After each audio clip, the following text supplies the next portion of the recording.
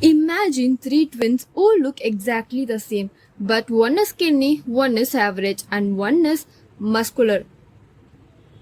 They are still triplets but with different weights, right? That's exactly what isotopes are in the atomic world. Let's explore the mystery of isotopes now. Now let's learn what are isotopes. Isotopes are like siblings from the same family. They belong to the same element because they have the same number of protons or atomic numbers, but their mass number is different because the number of neutrons varies. Now that we know what isotopes mean, let's see a famous example from the world of hydrogen. Meet protium, deuterium and tritium. Isotopes of hydrogen. Hydrogen has three isotopes: protium, deuterium, and tritium.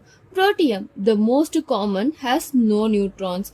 Deuterium has one neutron, and tritium, the heaviest, has two neutrons. All have one proton, so they are all hydrogen. But different neutrons count make their masses different. Now let's compare another interesting pair, this time not isotopes but something similar yet different called isobars. Now let's see the difference between isotopes and isobars. Isotopes belong to the same element but different mass. But isobars belong to different elements but have the same mass. You can easily remember like this. Like same atomic number, different mass number. Crisscross the same mass number, different atomic number, but you have to note that isotopes have same element but isobars have different elements, right? Because as you know, atomic number is the deciding factor. If it changes, atomic number differ, elements also differ. So for example, carbon 12 and carbon 14 are isotopes because it has same atomic number 6 but different mass number.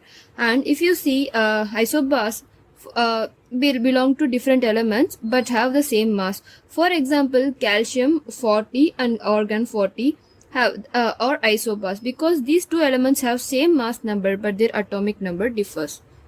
Now guys, here is a fun story for you all. Imagine a classroom. All students wear the same uniform, that is isotopes.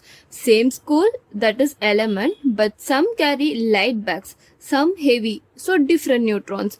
Now imagine two kids from different schools have bags that weigh the same. That's isobars, same mass, different schools. School is element. So that's all for today. Let's meet in the other session. Until then, stay curious and keep asking why. Thank you.